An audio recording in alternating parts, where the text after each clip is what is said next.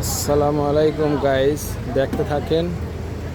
মালাক্কার city শহরের ভিতরে একটা পরিপূর্ণ জমজমাট এটা শহর এবং ঐতিহ্যবাহী। এখানে চাইনিজদের বিভিন্ন শপ, বিভিন্ন ঐতিহ্য, রেস্টুরেন্ট, ইন্ডিয়ান সব কিছু মিলিয়ে একটা এখানে সেরকম এবং চমৎকার।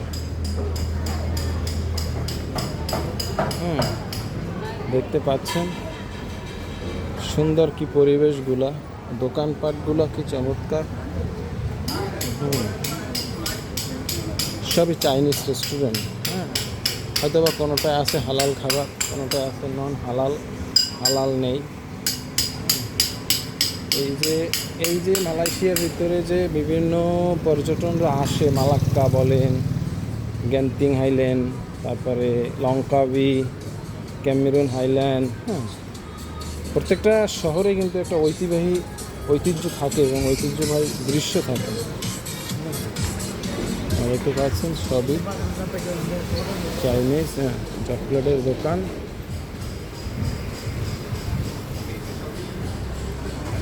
এসব জায়গায় আসলে ভাই ভালোই লাগে, এনজয় করা যায়, কিন্তু আসলে আমাদের মতো সাধারণ ক্ষুদ্র প্রবাসীদের এতটা এনজয় কি কপালে সয় বলেন?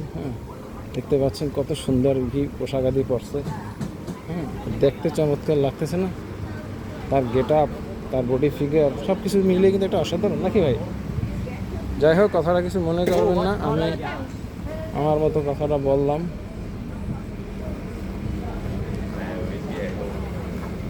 সবই চাইনিজ রেস্টুরেন্ট এখানে, আদারওয়াইজ আর কোনো দোকানপাট নাই বললেই চলে।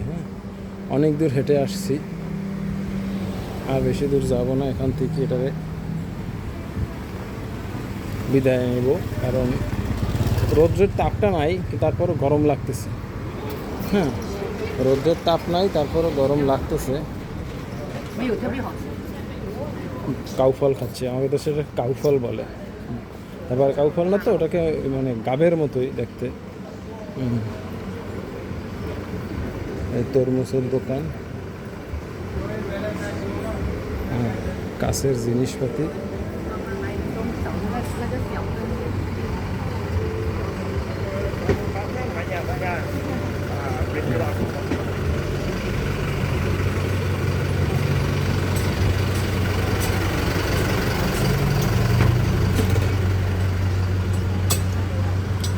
সেভেন ইলেভেন খুঁজতে আসছি, কিন্তু কোনো সেভেন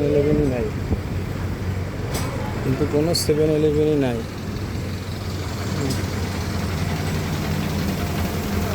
আর ঘুরতে ঘুরতে অনেক দূরে চলে আসছেন।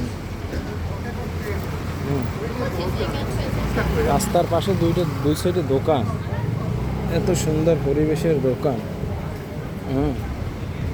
আর মালয়েশিয়াতে এইসব জায়গাতে খুব প্রচুর পরিমাণে পর্যটক আসে, বুঝছেন?